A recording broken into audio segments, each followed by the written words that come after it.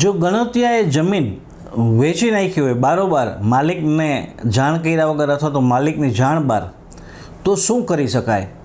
મિત્રો, આ સમસ્યાને લગતા ઘણા બધા પ્રશ્ન વ્યુઅર્સના આવ્યા હતા, જેથી આજે આ વિડીયો પ્રસારિત કરી અને આ તમામ પ્રશ્નોના જવાબ હું આપી રહ્યો છું. મિત્રો, માની લ્યો કે કોઈ ગણોતિયાએ જમીન છે એ જમીન માલિકની જાણ બહાર કોઈ ત્રીજી વ્યક્તિને વેચી નાખી, તો આવા સંજોગોમાં શું થઈ શકે અને શું કાનૂની ઉપચાર છે એ અવેલેબલ છે, એની ચર્ચા આ વિડીયોમાં કરવાના છે. મિત્રો, તમારી જમીન જો ગણોતિયાને તમે આપી હતી અને એ ગણોતિયાએ એ જમીન કોઈ ત્રીજી વ્યક્તિને વેચી છે, તો આ વેચાણ છે એ જમીન જો નવી શરતની હોય અને કલેક્ટરની મંજૂરી વગર વેચાણ થયું હોય, તો આમાં કલમ 43નો ભંગ છે એ ગણાઈ શકે છે. મિત્રો, એનો અર્થ એવો થાય કે આવો વેચાણ વ્યવહાર છે કે આવો દસ્તાવેજ છે એને પડકારી શકાય છે, કલેક્ટર સમક્ષ એની કાર્યવાહી થઈ શકે છે.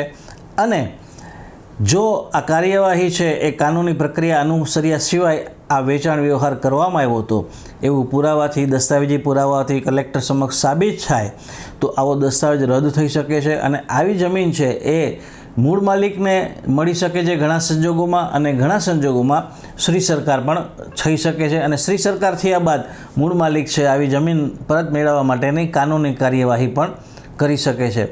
મિત્રો, દરેક કેસ છે એના સમય, સંજોગો અને ફેક્ટ અલગ અલગ હોય છે. તમારા ગામમાં અથવા તો તમારો જો આવો કોઈ પ્રશ્ન હોય જમીનને લગતો, ગણોતિયાએ જમીન બારોબાર વેચી નાખી હોય અથવા તો જમીનને લગતા બીજા કોઈ પણ પ્રશ્ન હોય, મૂંઝવણ હોય, તો બેઝિઝક તમે કોમેન્ટ બોક્સમાં જરૂરથી તમારા પ્રશ્નને મૂકશો.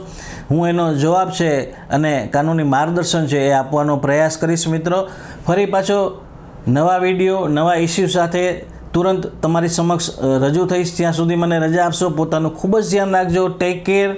જય હિન્દ. કાયદાની વાતો સાથે જોડાયેલા રહો. મિત્રો, મારા વિડીયો જો તમને પસંદ આવતા હોય, માહિતીસભર લાગતા હોય, તો તમારા ગ્રુપમાં જરૂરથી શેર કરજો, જેથી કરીને આવી કાનૂની માહિતી છે એ ગામે ગામ અને ગામના છેવાડાના વ્યક્તિ સુધી આપણે પહોંચાડી શકીએ. જો વ્યક્તિઓ કાયદો જાણતા હશે તો એ પોતાના અધિકારો છે કે પોતાના હક્કો છે એનું રક્ષણ કરી શકશે. ધન્યવાદ.